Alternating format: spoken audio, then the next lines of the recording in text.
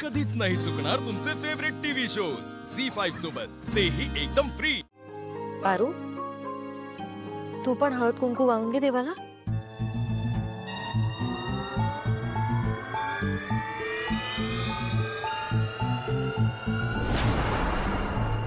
काही झालं तरी या मोलकरणीला ही पूजा मी करूच देणार नाही।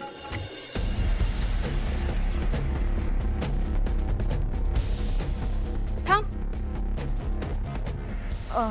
वहिनी, मी ना फुलं व्हायची विसरून गेले, पटकन करून घेते। हा,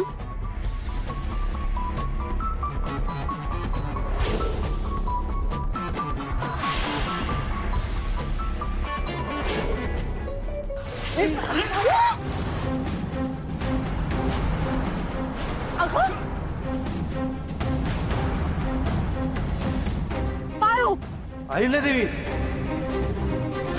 हे लक्षण काय बरोबर नाही। हा मूर्तीचा अवमान आहे।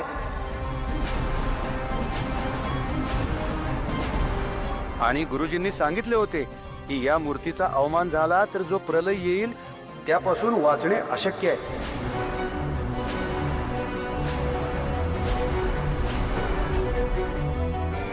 जे व्हायला नको तेच घडलं।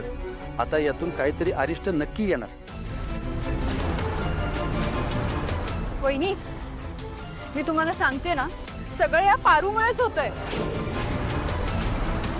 अहो, ही या घरात आल्यापासून आपल्या घरातली शांतता हरवली। हिच्यामुळेच आपल्या आदित्यच्या मागे गुंड लागली।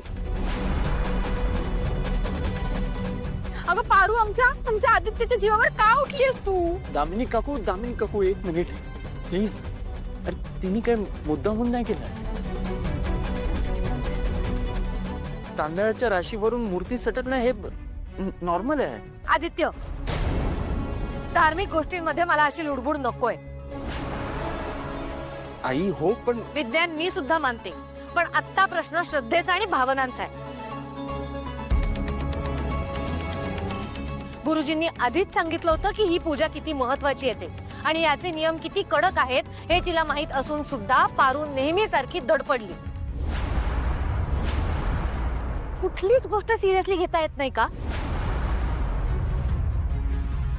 आदित्याचा जीव वाचवला, या घरावर उपकार केले, याचा अर्थ असा होत नाही की आपल्या कुलदेवतेचा अवमान झालेला मी सहन करेन।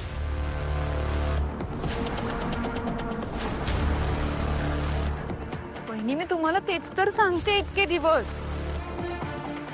ही ना पारू, ही सगळं काही हिच्या मनाचंच करते। मला तर वाटतंय कधी कधी मुद्दामच करते। दामिनी, तू तोंड बंदच ठेव, नाहीतर माझा हात उठेल। पारू कडून चूक झालीच आहे, पण तिला तुझा धक्का लागला हे सुद्धा मी बघितलंय, त्यामुळे तू शांत राहा। अहिल्या, शांत हो। जे घडायला नको होतं ते घडून गेलंय। गुरुजी, आता काही करता येईल का आपल्याला? ही मुलगी मूर्तीभंग व्हायला निमित्त मात्र आहे। जे काही घडलं ते कोणीच टाळू शकणार नव्हतं। त्यामुळे आता कोणावरही दोषारोप करून काही उपयोग होणार नाही। झी5 ॲप डाउनलोड करा आणि पहा सर्व एपिसोड्स एकदम फ्री।